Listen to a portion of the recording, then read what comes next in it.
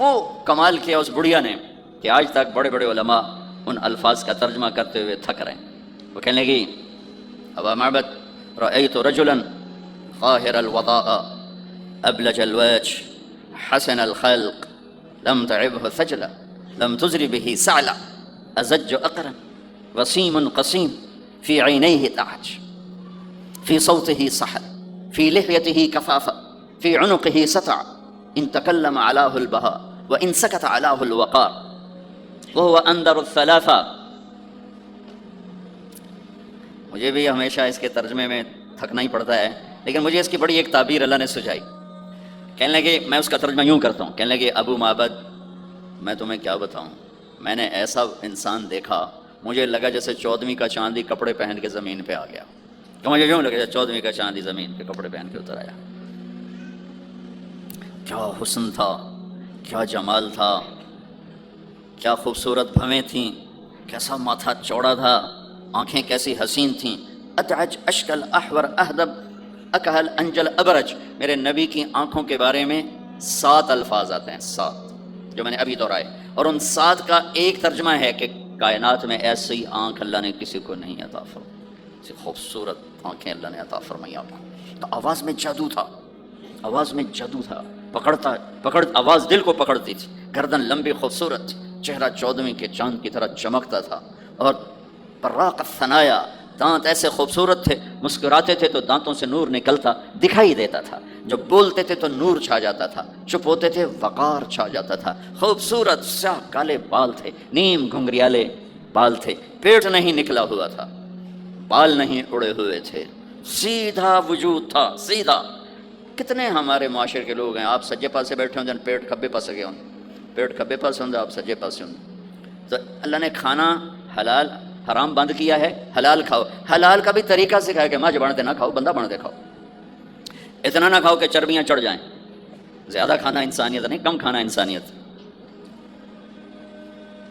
بیچ میں بات آگے کہہ رہا ہوں، میرے نبی نے کہا سب سے بدترین برتن جسے انسان بھرتا ہے اس کا پیٹ ہے، سب سے بدترین برتن جسے انسان بھرتا ہے اس کا پیٹ ہے، اور اگر تم نے کھانا ہی ہے اور تم کہتے ہو نہیں میں نے کھانا ہی ہے تو 3 حصے کرو، ایک غذا کے لیے، ایک پانی کے لیے اور ایک ہوا کے لیے، ایک حصہ چھوڑو، ساری زندگی بیماری نہیں آئے گی۔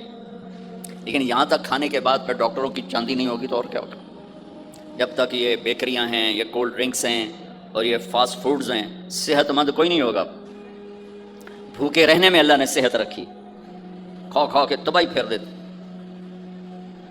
میٹھا کھانے سے شوگر نہیں ہو رہی، زیادہ کھانے سے شوگر ہو رہی، دبا کے کھانے سے شوگر ہو رہی ہے۔ اللہ میرے نبی نے کھانے کا طریقہ بھی بتایا، کھانے کی چیزیں بھی بتائیں، کھانے کا طریقہ بھی بتایا، کھانے کے آداب بھی بتائے۔ کہنے لگی 2 لفظ جو دنیا میں کسی انسان کے لیے استعمال نہیں، میں نے آخر میں چھوڑ دیا۔ کہنے لگی ابو معبد میں جب اس کو دیکھتی تھی نا تو میرے دیکھنے کی طلب اور بڑھ جاتی تھی، پھر جب دیکھتی تھی طلب اور بڑھ جاتی تھی، وہ جب تک کھڑے رہے میری آنکھ نہیں بھری۔ وسیم وسیم وسیم، ابو معبد میں جدھر سے دیکھتی تھی حسن ان کا غلام تھا، ہاتھ جوڑ کے کھڑا تھا۔ قسیم قسیم، قسیم اسے کہتے ہیں جس کو چاروں طرف سے حسن و جمال نے گھیرا ہوا ہو، اور وسیم اسے کہتے ہیں جس کو دیکھ کے نہ دل بھرے نہ آنکھ بھرے۔ دنیا کا ہر حسن تھوڑی دیر دیکھنے کے بعد خوبصورتی ختم، کشش ختم۔ ایک ہستی کائنات میں آئی ہے میرے اور آپ کے نبی، جن کو جتنا دیکھا جاتا تھا دیکھنے کا شوق بڑھتا تھا۔ ام عائشہ بیٹھی کپڑا سی رہی تھی، سوئی گر گئی، تھوڑا سا اندھیرا نظر نہیں آ رہی، ہمارے نبی کمرے میں انٹر ہوئے تو آپ کے چہرے کے نور سے سوئی چمکنے لگی تو آپ نے سوئی کو اٹھایا ہے۔ یہ میرے نبی کا ظاہر ہے جو اللہ نے اتنا خوبصورت کر کے بنایا۔ پھر یہیں ہمیں زندگی کی خوبصورتی بھی ملی کہ زندگی خوبصورت ہو۔ زندگی خوبصورت ہوتی ہے رویوں کے ساتھ۔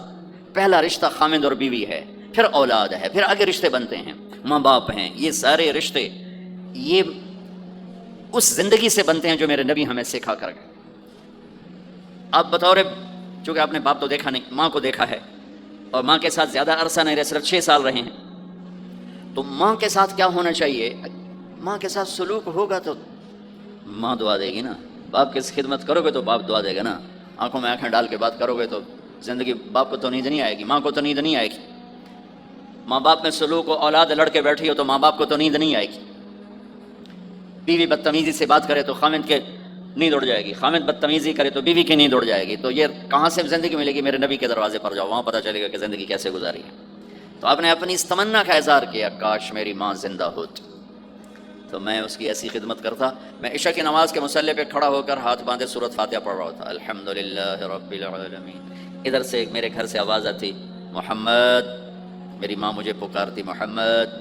تو میں نماز توڑ کے کہتا، لبیک یا اماں، ماں جی میں حاضر ہوں، ماں جی میں حاضر ہوں. زندگی کو خوبصورت بنانے کا ماں باپ کے لیے طریقہ کہ اولاد ماں باپ کی آنکھوں کی ٹھنڈک بنے. یہ بچے ہمارا سب سے قیمتی سرمایہ اور انہی پر سب سے بڑا ظلم ہوتا ہے. سب سے بڑا ظلم ہے آج کے ماں باپ کا 3 سال کے بچے کو اسکول ڈالنا، سب سے بڑا ظلم ہے. وہ روتا ہوا جاتا ہے، روتا ہوا آتا ہے، اور ماں باپ سے اس کی محبت کی تار کٹتے جاتے ہیں، کٹتے جاتے ہیں، کٹتے جاتے ہیں. 7ویں سال میں وہ بدتمیز ہوا پڑا ہوتا ہے. اب مائیں پریشان ہیں، بچے بدتمیز ہیں، بچے بدتمیز ہیں، کیونکہ ماں نے گود نہیں دی. جو ٹائم ماں نے دینا تھا وہ دے دیا اسکول کو. اور ہمارے اسکول کاروباری ادارے ہیں، علمی ادارے نہیں ہیں، کاروباری ادارے ہیں. میرے ملک کا یہ روگ ہے کہ یہاں کا وکیل بھی کاروباری ہے، یہاں کا ڈاکٹر بھی تاجر ہے، یہاں کا وکیل بھی تاجر ہے، یہاں کا جج بھی بک جاتا ہے، اور یہاں کا اسکول اور کالج بھی کاروبار ہے. 3 سال کا بچہ جب ماں باپ سے دور ہوتا ہے، روتا ہوا جاتا، روتا ہوا آتا، تو وہ ماں باپ سے دور ہو جاتا ہے، اس کے اندر نفرت پیدا ہونی شروع ہو جاتی ہے. سر اٹھا جو ہی وہ سر نکالتا ہے تو وہ ماں باپ کا نافرمان ہو جاتا ہے، بدتمیزی کرتا ہے، لڑتا ہے، جھگڑتا ہے، کیونکہ ماں اور باپ نے ٹائم نہیں دیا. اور پھر اس موبائل نے ہماری زندگی، گھر کی زندگی تباہ کر دی ہے کہ بچہ آ کر ماں سے بات کرتا ہے، ماں موبائل کو دیکھ کے بچے سے بات کر رہی ہوتی ہے. وہ باپ سے بات کرتا ہے، وہ اپنے موبائل میں اور بچے سے بات کرتا ہے. یہ اس بچے کی عزت کو ذبح کر دینے والی بات. آنکھ سے آنکھ ملانا عزت دینا ہے. میرے نبی پاک صلی اللہ تعالی علیہ وسلم کی طرف جب جب کوئی آپ کو بلاتا نا، یا رسول اللہ آپ سے، تو مثلا یہ ہماری مجلس ہے، ادھر بھی لوگ ہیں، ادھر بھی لوگ ہیں. اب مجھے کوئی ادھر سے بلائے تو میری تو اتنی گردن مڑے گی، کوئی ادھر سے بلائے میری اتنی گردن مڑے گی. لیکن میرے نبی پاک صلی اللہ علیہ وسلم کو ادھر سے جب کوئی آواز دیتا یا رسول اللہ، تو اب یوں نہیں کرتے تھے، ہاں جی دسو کی گل ہے، اب پورا یوں کرتے تھے. بولو میرے بھائی کیا بات ہے، سبحان اللہ. آپ کو ادھر سے کوئی بلاتا یا رسول اللہ، سب ایسے نہیں کرتے تھے، ہاں جی بولو. اب پورا ایسے مڑ کر پھر فرماتے، جی فرمائیے کیا بات ہے. اب عام لوگوں کے ساتھ یہ فرماتے تھے. ہم تو اپنی اولاد کے ساتھ یہ نہیں کرتے، بیوی خامد کے ساتھ یہ نہیں کرتے، خامد بیوی کے ساتھ یہ نہیں کرتے. تو وہ ایک گیپ پیدا ہو جاتا ہے، ایک فاصلہ پیدا ہو جاتا ہے. تو میرے نبی نے بتایا کہ ماں باپ کے ساتھ کیا کرنا ہے. کہ میری ماں ہوتی تو میں نماز ہی توڑ دیتا اس کے لیے. حج کا سفر 70,000 کا مجمع تقریباً جمع ہو چکا ہے ابوا پہنچتے پہنچتے، اور آپ ایک دم اونٹنی کا رخ موڑ پہاڑوں میں چلے گئے. میری زندگی سفروں میں گزری ہے، ان میں خوبصورت ترین سفر میرا وہ ہے جو میں نے حضرت اماں آمنہ کی قبر پہ حاضری تھی. پہاڑوں کے اندر آپ اندر تشریف لے گئے، مجمع بھی ساتھ ہو گیا. کدھر جا رہے ہیں؟ اونٹنی کو بٹھایا، پہاڑ ہے کچھ 40-50 فٹ اونچا، اس کے اوپر قدرتی ایسے ایک پلین بنا ہوا ہے جیسے اللہ نے پہلے سے سنبھال کے رکھا ہوا تھا. اب تو انہوں نے قبر کا نشان مٹا دیا ہے. تو ماں کی قبر کے سرہانے تشریف لے گئے اور گھٹنے اٹھائے، ہاتھ یہاں رکھے اور سر گھٹنوں میں دیا ایسے. یہ پوزیشن ہے چھوٹے بچے کے رونے کی. جب وہ رونا چاہتا ہے تو پھر اپنے پاؤں اٹھا کر یوں کر دیتے. پھر اس کے بعد آپ ایک معصوم بچے کی طرح روئے، اور اتنا روئے کہ آپ کی ساری داڑھی آنسوں سے تر ہو گئی، آپ کا احرام تر ہو گیا، اور اپریل کی دھوپ تھی. اور آپ نے فرمایا میں آج رات یہیں قیام کروں گا. میں وہاں گیا ہوں، وہاں 2 آدمی نہیں ٹھہر سکتے. میرے نبی نے کہا میں یہیں ٹھہروں گا. آگے کوئی 6-7 میل دور انتظام تھا حاجیوں کے اس قافلے کے ٹھہرنے کا. کچھ لوگ چلے گئے ہوں گے، لیکن آپ نے وہ رات اپنی ماں کے سرہانے گزاری. اور میں جب وہاں پہنچا تو مجھے چونکہ سیرت پڑھی تھی تو مجھے چشم تصور میں وہ نظر آ رہا تھا. حضرت آمنہ کی عمر صرف 25 برس تھی اور ہارٹ اٹیک ہوا اچانک، بولا نہیں جا رہا. اور اللہ کے نبی ماں کو دیکھ کے گھبرا رہے ہیں کہ کیا ہوا، 6 سال کا بچہ پہلی موت دیکھ رہا ہے، وہ بھی ماں کی. تو مجھے ہارٹ اٹیک ہوا تو بولا نہیں جاتا. بلا رہے ہیں، بولا نہیں جا رہا، آواز نہیں نکل رہی. تو بلا رہے ہیں، ام ایمن بھی ساتھ ہے، آواز نہیں نکل رہی. لیکن بجھنے سے پہلے شمع کے جو بھڑکتی ہے 2 لفظ بولے، کل حی میت و کل جدید بال وقد ولدت طہرا، میرے بچے ہر جوانی ڈھلتی ہے اور ہر زندگی موت کا نوالا بنتی ہے، مجھے لگتا ہے میرا وقت آ گیا ہے، لیکن میں ایک ایسے بچے کو چھوڑ کے جا رہی ہوں جو ساری دنیا کو پاک کر دے گا، پاکیزہ چھوڑ کے جا رہے ہیں۔ تو پتھروں میں ہی دبایا، کوئی کھودنے کا تو انتظام ہی نہیں تھا، تو جب پہاڑ سے نیچے اترے تو اللہ کے نبی نے ایک دم ہاتھ چھڑایا، دوڑ لگائی اور پھر پہاڑ پہ چڑھ گئے۔ دوستوں ام ایمن آپ کی ماں ہے، دودھ پلا، 8 عورتوں نے میرے نبی کو دودھ پلا، ان میں ام ایمن بھی۔ وہ جب پیچھے گئیں تو ایسا منظر تھا جس کو دیکھ کر شاید زمین بھی رو رہی ہوگی اور آسمان بھی اور ابوا کے پہاڑ بھی۔ آپ ماں کی قبر پر ایسے لپٹے ہوئے اپنے سینے کو پتھروں کے ساتھ اور یوں دونوں ہاتھوں سے پتھر لیے ہوئے تھے۔ جب آپ ام ایمن قریب آئیں تو آپ سنا تو آپ فرما رہے تھے، ماں جی آپ کے سوا تو میرا کوئی نہ تھا، آپ بھی مجھے چھوڑ کے چلی گئیں، میرے لیے اب کس کی گود ہے؟ تو ام ایمن رضی اللہ عنہ نے اٹھانا چاہ کے، بیٹا اٹھو، تو آپ نے انکار کر لیا، تو میں نے کھینچ کے نیچے لائیں اور زبردستی لائیں اور اونٹنی پر بٹھایا، اور آگے 2 راتوں کا سفر تھا، وہ سب میرے نبی کے خاموش آنسوؤں سے آپ کا گریبان تر ہوتا گیا، اور آگے نہ کوئی خالہ ہے، نہ کوئی اور آسرا ہے، نہ باپ ہے، باپ اور ماں ہی بڑا سہارا ہوتے ہیں۔ دادا نے کفالت میں لیا 8 سال کی عمر میں، ان کا بھی اللہ نے ان کو بھی اپنے پاس بلا لیا۔ تو وہ سارا منظر میرے سامنے گھوم رہا تھا، اوپر سے سورج ڈوبنے والا تھا، تو عجیب کیفیات تھے، وہ میں بیان نہیں کر سکتا ہوں کہ اللہ کی قسم اگر آپ اور میں زندگی کو خوبصورت بنانا چاہتے ہیں تو اپنے نبی کی زندگی کو سیکھنا ہوگا، ان بچوں کو سکھانا ہوگا۔ ہم نے کوئی کاروباری کام نہیں کیا کہ ہم ایسے کوئی کاروبار کر رہے ہیں، کوئی پیسہ کما رہے ہیں، حاشا وکلا حاشا وکلا۔ ہماری یہ نسل ان کے ساتھ کاروبار کر رہا ہوں کہ یہ پروان چڑھیں اپنے نبی کی محبت کے ساتھ، یہ پروان چڑھیں اپنے حبیب کے نقش قدم پر چلنے کے ساتھ۔ ان کے اندر اللہ اس کے نبی کی محبت، ہر بچے بچی کے اندر اللہ نے اپنے اور اپنے حبیب کی چپ ڈال دی، اس کو نکالا نہیں جا سکتا۔ میں اس کو ایکٹیویٹ کرنا چاہتا ہوں کہ اللہ کرے ان کے جذبے اللہ کے نبی کے ساتھ جڑ جائیں، پھر ماننا آسان ہو جاتا، پھر اطاعت آسان ہو جاتا۔ جب محبت نہیں ہوتی تو اطاعت نہیں آتی۔ تو میرے بھائی بہنوں، زندگی کی خوبصورتی کا تعلق میرے نبی والے خوبصورت اخلاق کے ساتھ۔ پھر آپ نے بیویوں کے ساتھ کیا سلوک کیا؟ 2 مہینے چولہا نہیں جلتا، 2 مہینے کھانے کو کچھ نہیں ملتا، اور ہر بیگم قربان ہے، فدا ہے۔ 2 مہینے جس عورت کے گھر میں چولہا نہ جلے وہ خامند کا کیا حشر کرے گی؟ اور میرے نبی کے گھر میں 2 مہینے چولہا نہیں جل رہا ہے، خود بھی بھوک برداشت کر رہے ہیں، بیگمات بھی بھوک برداشت کر رہے ہیں۔ ایک رات حضرت عائشہ کے ساتھ لیٹے ہوئے تھے ایک ہی چارپائی پر، تو آپ کبھی یوں کروٹ بدلتے، کبھی یوں کروٹ بدلتے، پھر ایک دم آگے بڑھے اور چارپائی کی لکڑی کے اوپر ایسے پیڑ کو ٹیک کر نیچے جھک گئے۔ تو عائشہ اٹھ کے بیٹھ گئے، یا رسول اللہ کیا ہوا؟ آپ سیدھے ہو کر فرمایا، عائشہ بھوک بڑی لگی۔ جس کے ہاتھ میں جنت کی چابی ہو، جو میرے نبی کا، میرے اللہ کا محبوب اور حبیب ہو، جس سے پردے ہٹا کر میرا رب کلام کر چکا ہو، جسے قاب قوسین او ادنا کا مقام دے چکا ہو، اور جس سے آگے مقام محمود پر بٹھانے والا ہو، اور جس کی شفاعت سے جنت کا دروازہ کھلنے والا ہو، عائشہ بھوک بڑی لگی۔ تو عائشہ رونے لگی کہ یا رسول اللہ آپ اللہ سے بات کیوں نہیں کرتے ہیں؟ کہ نہیں عائشہ، اسی بھوک میں اللہ سے ملوں گا، مجھ سے پہلے جو نبی میرے ساتھی تھے وہ بھی اسی طرح چلے گئے، میں بھی ایسے ہی چلا جاؤں گا۔ اور اس کے باوجود بیویاں قربان ہو رہی ہیں، فدا ہو رہی ہیں، کس چیز نے باندھا ہوا تھا؟ میرے نبی کے سلوک نے، میرے نبی کے اخلاق نے۔ اللہ کی قسم میرے نبی کی شادیاں شوق کی شادیاں نہیں تھیں۔ ایک حدیث سناتا ہوں، ما تزوجت وما زوجت الا بوحی من السماء نزل به جبریل۔ سن لو لوگو، میں نے جہاں شادی کی، میں نے جہاں بیٹھی تھی، پہلے آسمان سے وحی آئی، جبریل لے کر آیا، پھر میں نے شادی کی۔ تو یہ شوق کی شادیاں نہیں ہیں، زندگی سکھانے کی شادیاں ہیں، کیونکہ سب سے مشکل رشتہ خاوند اور بیوی ہے، سب سے مشکل رشتہ خاوند اور بیوی ہے۔ اس وقت طلاقیں کیوں بڑھ رہی ہیں؟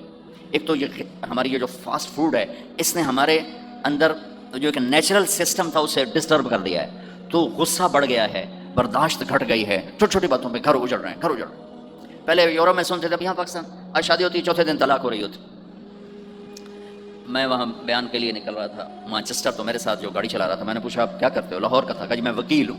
میں نے کہا یہاں کوئی جھوٹے کیس ہوتے ہیں جیسے پاکستان میں؟ کہا جی نہیں، یہاں جھوٹا کیس کوئی نہیں ہوتا، جو بھی ہوتا ہے جنون ہوتا ہے۔ میں نے کہا یہاں مسلمانوں کے لڑائی جھگڑے آتے ہیں؟ کہا جی ہاں جی آتے ہیں۔ میں نے کہا سب سے زیادہ کیا جھگڑے آتے ہیں؟ کہا جی سب سے زیادہ طلاق کے آتے ہیں، طلاق طلاق طلاق طلاق۔ کہ نہیں سیکھا، زندگی برداشت کا نام ہے، برداشت کرنا سیکھا نہیں۔ میرے نبی نے 11 شادیاں کی، ہر قسم کی عورت کے ساتھ شادی کی، خاندان کے اندر، برادری کے اندر، اور خاندان برادری سے باہر، یہی 3 نسبتیں ہیں۔ اپنے خاندان میں قریش، تو آپ کی کئی بیگمات قریش، حضرت عائشہ، حضرت حفصہ، حضرت زینب، حضرت ام حبیبہ، یہ سب قریش ہیں۔ قریش سے باہر حضرت میمونہ، حضرت جویریہ، یہ قریش سے باہر ہے برادری۔ پھر برادری سے بھی باہر شادی کی، یہود، حضرت صفیہ یہودی کی بیٹی ہیں، ان کے ساتھ شادی کی۔ ہر نسل سے شادی کی، اوپر والے کا نظام ہے۔ اپنے سے مالدار حضرت خدیجہ، اپنے برابر ام سلمہ، ام حبیبہ، اپنے سے کم فخر جویریہ، صفیہ، اپنے سے غربت کے ساتھ نہیں۔ عمر سے بڑی کے ساتھ شادی کی حضرت خدیجہ، ہم عمر کے ساتھ شادی کی حضرت سودا، عمر سے کم سے شادی کی حضرت عائشہ، بیوہ سے شادی کی حضرت خدیجہ، مطلقہ سے شادی کی حضرت زینب، کماری سے شادی کی حضرت عائشہ۔ جتنی بھی نسبتیں کسی عورت کی بن سکتی ہیں، ان سب میں اللہ نے آپ کو استعمال کر کے زندگی گزارنے کا طریقہ سکھایا۔ تیز مزاج کے ساتھ شادی کی حضرت حفصہ رضی اللہ تعالیٰ عنہ، مزاج میں تیزی تھی۔ حضرت عمر رضی اللہ تعالیٰ عنہ کی بیٹی، مزاج میں شدت تھی، زندگی گزار کے دکھایا۔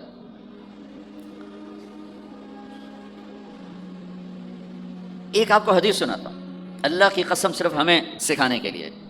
جس ہستی نے اللہ کو آنکھوں سے دیکھ لیا ہو، اس کے لیے عورت کیا چیز ہے، دنیا کیا چیز ہے۔ میرے نبی کا معراج کے بعد دنیا میں واپس آنا سب سے بڑا مجاہدہ اور قربانی ہے۔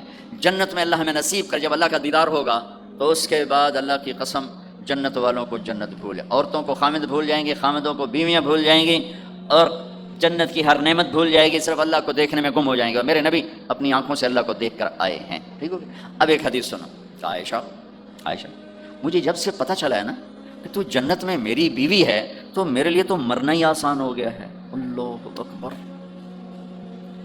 یا عائش انہ لیہون علی ان اریتک زوجتی فی الجنہ، میرے رب کی قسم ہمیں آپ کو سمجھانے کے لیے، ہمیں آپ کو بتانے۔ عائشہ مجھے جب سے پتہ چلا ہے نا کہ تو جنت میں میری بیوی ہے، مجھے تو مرنا اچھا لگنے لگا ہے، مجھے تو مرنا اچھا لگنے لگا کہ تو جنت میں میری بیوی ہے۔ سبحان اللہ۔ ادھر اچھا جی جنت یہی لبنی ہیں جی، یہ جنت جا کے بھی یہ نالی رانا ہے، یہاں یہ باتیں سننے کو ملتی۔ اور میرا نبی کہہ رہا ہے عائشہ مجھے پتہ چلا ہے کہ تو جنت میں میری بیوی ہے، تو میرے لیے تو مرنا ہی آسان ہو گیا۔ سبحان اللہ، کیا خوبصورت، اللہ کی قسم یہ دلداری تھی۔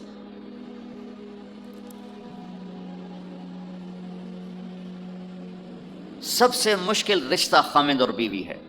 سینکڑوں آیات اس کے لیے اللہ نے اتاری، ماں باپ کے لیے چند آیات، اولاد کے لیے چند آیات، بہن بھائیوں کے لیے چند آیات ہے، خامد اور بیوی کے لیے قرآن پڑھا ہے، پوری سورت اتاری ہے، اور سینکڑوں آیات اتاری، چونکہ ایک اس رشتے کی اہمیت، ایک اس کی نزاکت اور کمزوری کہ کوئی رشتہ ٹوٹتا نہیں سوائے خامد اور بیوی کے۔ میں ماں کا بیٹا ہوں، باپ کا بیٹا ہوں، اچھا ہوں یا برا ہوں انہی کا، میرا نسب میری نافرمانی سے بدل نہیں سکتا۔ میں اللہ بخش کا بیٹا ہوں، میرا یہ نسب بدل نہیں سکتا، اچھا ہوں یا برا ہوں، اللہ ان کی قبر روشن کرے۔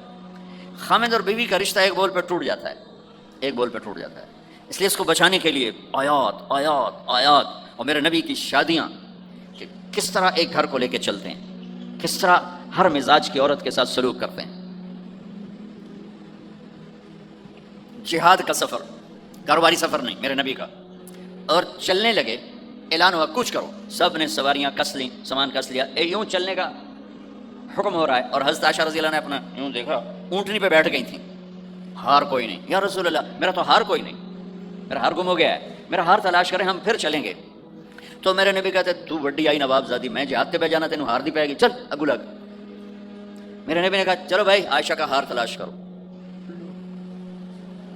اللہ کی قسم میں جب یہ واقعات پڑھتا ہوں یا سناتا ہوں، میں خود حیرت میں ڈوبا ہوتا ہوں کہ کیا کر دیا میرے نبی نے۔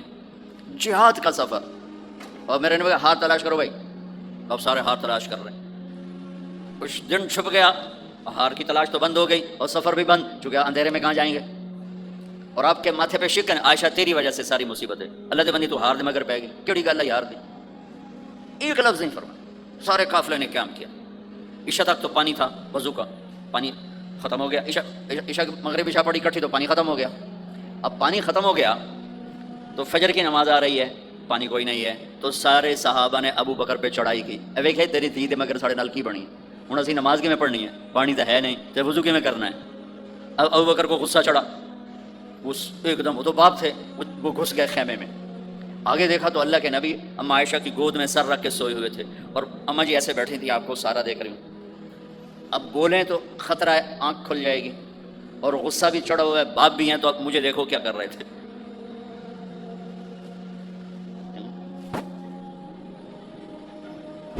تیرے جو پھر یوں ماری زور سے انگلی، بیٹی کے نا یہاں، پہلے یوں کرتے پھر ایسے ماری زور سے۔ وہ کہنے کہ میں ایسے سخت ہو گئی تاکہ میں ایسے نہ ہوں کہ اگر میں تھوڑا حرکت کی تو اللہ کے نبی کی آنکھ کھل جائے گی، تو مارے گا ٹھا ٹھا ٹھا، وہ منہ سے کہہ رہا،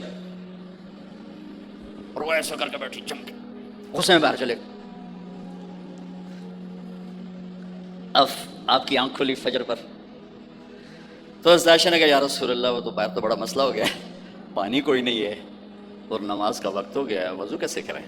سبحان اللہ، اللہ نے قانون بدل دیا، دنیا میں پہلی دفعہ ہونے لگا ہے۔ 1,24,000 نبی آئے، پانی نہ علی وضو ہو سکتا ہے، اس کے علاوہ نہیں ہو سکتا۔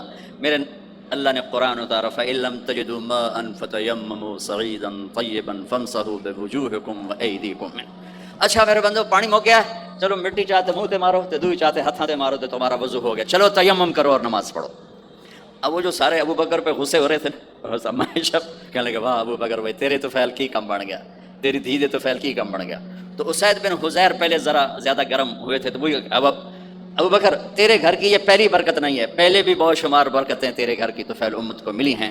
تو اللہ نے تیمم کی آیت اتار دی، حضرت عائشہ کو ڈانٹ پلانے کی آیت نہیں آئی کہ میرے نبی تیری بیگم کے ہار کی وجہ سے میرے دین کا کام رک گیا اور میرے بندوں کی نماز خراب ہو گئی اور ان کو پانی سے محروم ہونا پڑا۔ میں قربان جاؤں اپنے رب پر، اپنے حبیب پر، اس ماں عائشہ پر، دنیا کی واحد عورت ہے جس کے سینے پر سر رکھ کر کسی نبی نے جان دی ہو۔ 1,24,000 نبیوں میں سے کوئی نہیں ہے جس کا سر بیگم کے سینے اور ٹھوڑی کے درمیان ہو اور اس کی جان اللہ نے نکالی ہو۔ واحد میرے آپ کے مات فی سحری و نحری، سحری و نحری، سحری و، کہ میرے چونکہ آپ ایسے بیٹھے تھے اور حبیب پاک آپ کے سینے پر یوں دراز تھے، نیم دراز سے، اور آپ کا سر مبارک ٹھوڑی کے ساتھ لگ رہا تھا، ٹھوڑی کے ساتھ یہ جگہ یہاں لگ رہی تھی اور باقی یہاں تھی۔ اب اس طرح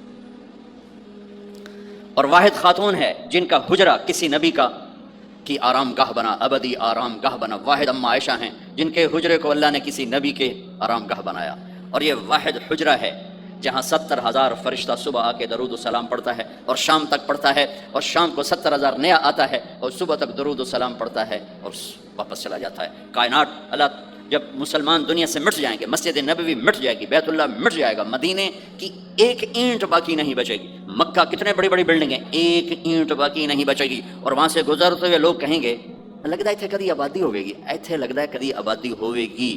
یہ زبانوں پہ ہوگا، جب سارے نشان مٹ جائیں گے اس وقت بھی 70,000 فرشتہ آ کے درود و سلام صبح سے شام تک پڑھے گا اور شام سے صبح تک پڑھے گا۔ یہ واحد میں خاتون ہیں عائشہ بنت ابی بکر جن کو اللہ نے یہ عزت بخشی، اور یہ واحد خاتون ہیں جب ان کے اوپر تہمت لگی، حضرت یوسف علیہ السلام پہ تہمت لگی تو بچے نے گواہی دی، حضرت مریم پہ تہمت لگی بیٹے نے گواہی دی، اور اما عائشہ پہ تہمت لگی تو اللہ نے گواہی دی، میں گواہ، اللہ گواہ بن کے آئے۔ تو اللہ نے کہا تیمم کرو بھائی، سارے خوش ہو گئے، سارے خوش ہو گئے۔ تو حضرت عائشہ نے کہا یا رسول اللہ اب میرا ہار چھوڑ دیں، اب چلیں۔ تب آپ نے کہا چلو بھائی کوچ کرو۔ اس سے زیادہ کوئی دلداری کا واقعہ پیش کر سکتا ہے؟ سبحان۔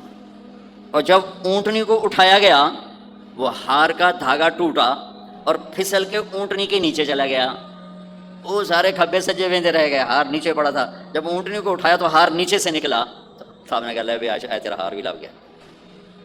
یہ دلداری ہے میرے نبی کی، یہ ہمیں سکھا۔ کہیں عورتوں کی بدتمیزی بھی انتہا کو پہنچی ہوتی ہے اور اپنے گھر اجاڑ دیتی ہیں اپنی زبان کی شدت کی وجہ سے، اپنی بد اخلاقی کی وجہ سے، لیکن کوئی زیادہ معاملہ مردوں کی طرف سے خراب ہوتا ہے تو شریعت نے بھی اس کو زیادہ بیان کیا اور میرے نبی نے بھی اس کو اجاگر کیا۔ اور میرے نبی کی آخری تقریر، آخری خطبہ حجۃ الوداع کا صرف ایک رشتے کو بیان کیا، صرف ایک رشتے کو بیان۔ ہم کتنے رشتوں میں جکڑے ہوئے ہیں، ماں باپ بہن بھائی چاچا تایا خالہ خالو دادا دادی نانا نانی ساس بہو، کتنے ہم رشتوں میں جکڑے ہوئے ہیں. میرے نبی نے صرف ایک رشتے کا حق بیان کیا، استوصوا بالنساء خیرا، میں تمہیں تمہاری بیویوں کے بارے میں وصیت کر رہا ہوں ان کے ساتھ اچھا سلوک کرنا. صرف ایک رشتے کو بیان فرمایا، چونکہ یہ بنیادی رشتہ ہے، یہاں سے خاندان بنتا ہے. جب یہ ٹوٹ جاتا ہے اور ہمارا جوائنٹ فیملی سسٹم ہے تو کہیں ساس توڑ رہی ہے، کہیں سسر توڑ رہا ہے، کہیں نندیں توڑ رہی ہیں، کہیں خود خامد اپنی بے وقوفی کی وجہ سے توڑ رہا ہے، کہیں بیوی اپنی حماقت کی وجہ سے اس رشتے کو توڑ رہی ہے. ایک عورت آئی، ایک لڑکی آئی، یا رسول اللہ میری شادی ہونے لگی، میرے خامد کا کیا حق ہے میرے اوپر؟ دونوں طرف کی میرے نبی نے زندگی سکھائی. میرے نبی نے فرمایا تیرے خامد کے جسم پہ پھوڑے نکل آئیں، پھوڑوں میں گندا پانی جمع ہو جائے، پیپ جمع ہو جائے، اور تو زبان سے چاٹ چاٹ کے اس کے زخموں کو دھوئے، تو بھی تو نے اپنے خامد کا حق ادا نہیں کیا ہے.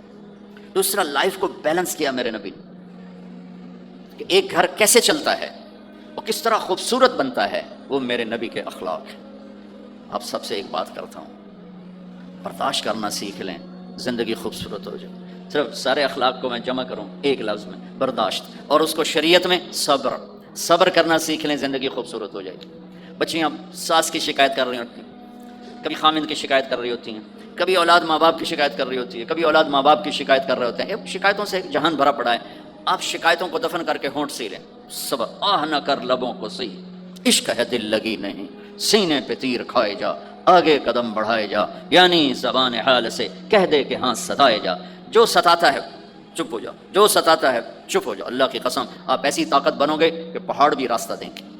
صبر انسان کی سب سے بڑی طاقت ہے. صبر انسان کی سب سے بڑی طاقت ہے. صبر انسان کی سب سے بڑی طاقت ہے.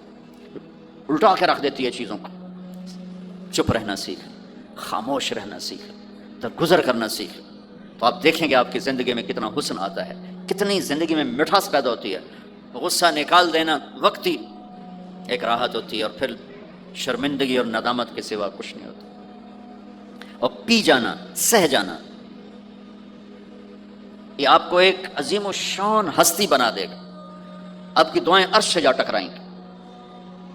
چپ رہنا ان بچوں کو سکھائیں، خاص طور پر اپنی بیٹیوں کو چپ رہنا سکھائیں. کہ میں دکھ سے کہتا ہوں میرے دیس کا سسرالی معاشرہ ظالم ہے، ظالم ہے، ظالم ہے. اس میں نہ کوئی نمازی کی قید ہے، نہ بے نمازی کی، نہ دیندار کی، نہ بے دین کی، نہ کسی پردے والے گھر کی، نہ بے پردہ گھر کی. سسرالی معاشرہ بہت ظالم ہے، بہت ظالم. جوائنٹ فیملی سسٹم عذاب بن چکا ہے، عذاب. پہلے ایک رحمت تھی یہ کہ سب کو اپنے حقوق حدود کا پتہ تھا. اب کسی کی زندگی میں دخل دینا یہ ہمارے اخلاق بن چکے ہیں. ہم اپنی زندگیوں کو خراب کر چکے، برباد کر چکے. پھر اولاد کے ساتھ کیا کرنا ہے؟ میرے نبی نے حسن حسین کے ساتھ 7 سال گزارے، حسین کے ساتھ 6 سال، حسن کے ساتھ 7 سال علیہم السلام رضی اللہ عنہما. 7 سال میں بچہ سمجھدار ہوتا ہے. ایک نصیحت نہیں کی، ایک نصیحت. 7 سال ایک نصیحت نہیں پائیں گے آپ. اتنے بڑے نبی، اتنا بڑا انسانیت کا بوجھ، اور روزانہ ٹائم نکال کے بچوں کے پاس آ کر بیٹھتے تھے، ان کے ساتھ کھیلتے تھے، کشتی کرتے تھے، اور بھائیوں کو لائن میں کھڑا کر دیتے تھے. تو حضرت جعفر جوانی میں شہید ہو گئے، ان کے بچوں کو عون، عبداللہ، محمد، ان کے 3 بیٹے، ان کو بھی بلا لیتے اور ایسے ان کو لائن میں کھڑا کر کے پھر ایسے بائیں پھیلا، ہاں بھائی آؤ بھائی مجھے پکڑو، کون ہے جو مجھے پہلے ہاتھ لگائے گا، کون ہے جو مجھے پہلے ہاتھ لگائے گا. وہ دوڑ لگاتے، پانچوں کا پانچوں، کوئی سر پہ چڑھتا، کوئی کمر پہ چڑھتا، کوئی گود میں گرتا، اور میرے نبی بیٹھ کے مسکراتے. ایک مجھے بات یاد ہے، صرف ایک یاد، کہ حضرت امام حسن رضی اللہ تعالیٰ عنہ علیہ السلام، انہوں نے صدقے کی کھجور اٹھائی اور منہ میں ڈالی. صدقے کا آیا تھا مال، تو ایک کھجور اٹھا کے منہ میں، تو ہم کہا بخ بخ بخ، تب نے منہ میں نا انگلی ڈال کے کھجور نکال لی کہ بیٹا ہمارے گھر پہ صدقہ جائز نہیں ہے، اس کو پھینک دو. بس یہ ایک بات مجھے اپنے نبی کی زندگی میں ملتی ہے. ٹائم دیا، محبت دی. کمال کی بات ہے نہیں، اتنی بڑی ہستی ہو اور بچوں کے لیے گھوڑا بنے کھڑے، آؤ بھائی آؤ بھائی، دونوں ہاتھ بھی ٹیک دیے، گھٹنے بھی ٹیک دیے، آؤ بھائی میری کمر پہ چڑھ جاؤ. ان کو کمر پہ چڑھایا اور پورے کمرے میں چکر لگا رہے ہیں، چکر لگا رہے ہیں. اور پھر ان سے کہہ رہے ہیں تمہارا اونٹ کیسا؟ اونٹ متیا سواری کو کہتے ہیں، لیکن عام طور پر متیا عربی میں اونٹ کے لیے بولا جاتا. تو پوچھتے بچوں تمہاری سواری کیسی ہے؟ پھر دونوں بھائیوں کو اتار دیتے اور نواسی حضرت زینب ان کو اٹھاتے اور اپنی کمر پہ بٹھا کر کمرے میں چکر لگا رہے ہیں، چکر لگا رہے ہیں، چکر لگا رہے ہیں. یہ مائیں روز ٹھوکی گلو دے، ایدو تھپڑ، ایدو تھپڑ، ایدو تھپڑ، ایدو تھپڑ. ساری مائیں سکول ماسٹر بنی ہوئی ہیں، بٹھو کے جاؤ، ڈنڈے ماری جاؤ بس. ایسی بے وقوف ہیں کہ جتنی محنت یہ کھانے پر کرتے، اپنے کپڑے کو سجانے پر کرتے، اس کا 100واں حصہ بچوں پہ کریں، ان کے بچے جنید بغدادی بن جائیں. ایک اسکول کے حوالے کیا 3 سال کی عمر، پھر ٹیوٹر کے آتے، ٹیوٹر کے حوالے، اکیڈمیوں کے حوالے، اس کے پتر ان کے روبوٹ ان کے یہیں بھجے جاتے ہیں، کدی یہیں بھجے جاتے ہیں، کدی یہیں بھجے جاتے ہیں. اے آیا کہ بی آیا، اے بھی سنو آپ برباد کیتا ہے. اور سنو، چلو یہ تو گھر کی بات ہے نا. ایک دفعہ حسن حسین کی کشتی کرواتے تھے، آؤ بھائی کشتی کرو بھائی. ایک دن کا واقعہ نہیں، یہ آئے دن کا واقعہ. لیکن ایک واقعہ کہ حسن حسین کی کشتی ہو رہی، حسین چھوٹے تھے، حسن بڑے تھے، تو حسن دبا رہے ہوں گے حسین کو، تو آپ حضرت حسین کو شاباش شاباش حسین ای ہے، حسین ای حسین، یعنی حسین زور لا، حسین زور لا، شاباش شاباش. اماں بول پڑی، فاطمہ جنت کی سردار، یا رسول اللہ آپ ساری شاباش حسین کو دیے جا رہے ہیں، حسن کو نہیں دے رہے. ہم نے کہا فاطمہ یہ جبریل میرے پاس کھڑا ہوا ہے، یہ بھی حسین کو شاباش دے رہا ہے، تو اس کے پیچھے میں بھی حسین کو شاباش دے رہا ہوں.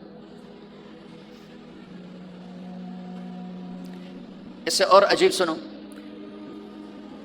آپ فرض نماز پڑھا رہے ہیں، فرض نماز نفل نہیں، گھر میں نہیں، مسجد میں، اور آپ سجدے میں گئے اور حسن نے چھلانگ لگائی اور کمر پہ جا کے بیٹھ گیا، اور اینجے مدہ کرسی تو ٹھوک کے بیٹھ جانا. میرے نبی نے سجدہ لمبا کر دیا، اتنا لمبا کیا کہ وہ سجدے میں پڑے لوگ سوچنے لگے کہ کہیں اللہ کے نبی فوت تو نہیں ہو گئے. تو جو سامنے والی صف تھی انہوں نے یوں کر کے دیکھا، پچھڑوں کو تو نظر نہیں آنا، انہوں نے این کر کے دیکھا تو دیکھا تو حسن سجدے اوپر چڑھے ہوئے. تو ایک صحابی جو قریب تھے انہوں نے ایسے ہاتھ آگے بڑھایا اتارنے کے لیے، تو میرے نبی نے بغلوں سے دیکھا کہ ایک ہاتھ آگے آ رہا ہے، تو آپ نے سجدے میں یوں کیا. میرے بچوں کو کچھ نہ کہو، جب تک حسن نہیں اترے آپ سجدے میں پڑے رہے.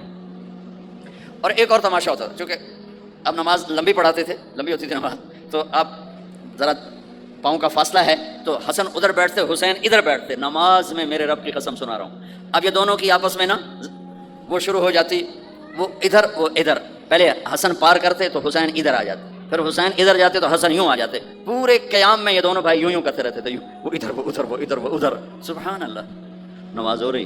اس سے عجیب سنو، آپ نے اپنی بیٹی حضرت زینب، آپ کی بڑی بیٹی زینب، ان کی بیٹی امامہ کو ظہر یا عصر کی نماز پڑھا رہے ہیں. کہاں بٹھایا ہوا ہے میں پہلے بیان کرتا ہوں، یہاں بٹھایا ہوا ہے علی یدہ، لیکن میں نے اب چند دن پہلے حدیث پڑھی، یہاں نہیں بٹھایا، یہاں نہیں بٹھایا، یہاں بٹھایا ہوا تھا، یہاں کندھے پر بٹھایا ہوا تھا، یہاں علی عاتقہ، اس کو عاتق کہتے ہیں. اور نماز پڑھا رہے تھے.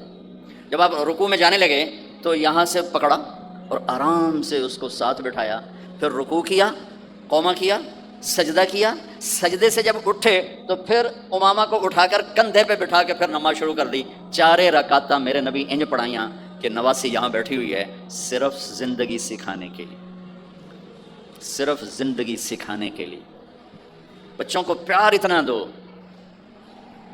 کہ وہ آپ پہ قربان ہوں. ڈنڈا، سوٹا، تھپڑ، بدتمیزی، ڈانٹ ڈپٹ، یہ دوریاں پیدا کر دیتی. بہت چھوٹی عمر میں نے سگریٹ پینے شروع کر دی، 7-8 سال کی عمر میں نے سگریٹ پینے شروع کر دی. گاؤں میں تھے تو کوئی ماحول تو تھا نہیں، تو گھر والوں کو پتہ چل گیا. تو اب مجھے سگریٹ سے روکنے کے لیے سمجھایا جا رہا ہے. جی کیسے سمجھایا جا رہا ہے؟ میری ماں نے میرا منہ کھولا نہیں کر کے، تو میرے ماسی نے چمٹا نپے تے وچ انگارا ہے تو این کر ٹھوکاں تیرے منہ وچ، ٹھوکاں تیرے منہ وچ. یہ مجھے سگریٹ سے روکا جا رہا ہے. جی مجھے منظر نہیں بھولتا، میری ماں نے دونوں ہاتھوں سے میرے جبڑے یوں کھینچے اور میری ماسی نے انگارا چمٹے میں ڈال کر، ماما تیرے منہ وچ، ماما تیرے منہ وچ، پینے کا سگریٹ؟ او میں نہیں پیندا، او میں نہیں پیندا. ٹھیک، باہر نکل کر میں نے پہلا کام سگریٹ سلگایا. اور میرے چھوٹے بھائی نے دیکھ لیا میری مصیبت تیر میاں، وہ مجھ سے بھی 2 سال چھوٹا، 5 سال تھا، میں 7 سال اور 5 سال. میں کہتا میری شکایت لاوے گا، میں کہا تلی میں کوئی لے دیا. میں نے سگریٹ اس کے منہ میں لگایا، تو بھی پی، میں بھی پینا، تاکہ میری شکایت نہ لگائے. تو آج کے ماں باپ بڑے جاہل ہیں، ہم بڑے ایجوکیٹڈ ہیں، میں کہتا ہوں انتہائی جاہل ہیں. جنہیں بچے کو لے کے چلنا نہیں آتا، جنہیں رشتوں کی قدر نہیں، انہوں نے خاک پڑھا ہے، کاغذ کی ڈگریوں کو علم بنا کے پھرتے ہیں، جسے میرے نبی کی زندگی کا پتہ نہیں. اللہ کی قسم جانور سے بدتر ہے، جاہل ترین ہے جسے اپنے آقا کی زندگی کی خبر نہیں. حضرت حسن آپ کے پیٹ پر بیٹھے ہوئے، آپ ان کے ساتھ کھیل رہے ہیں. اچانک حسن نے پیشاب شروع کر، مجھے یاد نہیں، میرے بچے بچیاں ماشاءاللہ، میں نے ان کو اٹھایا ہوا تھا اور مجھے پیشاب محسوس ہوا. تو میں نے اسے بیٹھے رہنے دیا ہو، مجھے یاد میں اسی وقت پیچھے یا منجی سٹیا یا ہیٹھاں سٹیا پیشاب اتنے کرتا الو جائے نے. ٹھیک، میرے نبی پاک صلی اللہ علیہ وسلم کے نواسے حسن آپ کے پیٹ پر بیٹھے تھے، پیٹ ننگا تھا، تو آپ ان کے ساتھ کھیل رہے تھے تو انہیں پیشاب شروع کر دیا. میرے نبی ایسے بے حس و حرکت ہو کہ کہیں بچے میری حرکت سے بچے کا پیشاب نہ رک جائے، تو آپ ایسے ہو گئے، تو پورا پیشاب کیا اور آپ ہلے نہیں. جب وہ پیشاب سے فارغ ہوئے پھر آپ اٹھے اور بچے کو الگ بٹھا کر اپنے جسم پہ پانی ڈال کے اپنے آپ کو صاف کر کے تو آگے دوبارہ ان کے ساتھ کھیلنا شروع کر دیا. میں آپ کو اپنی نبی کی وہ زندگی بتا رہا ہوں جس کو اپنانے سے میری زندگی بھی خوبصورت ہو جائے گی، آپ کی بھی.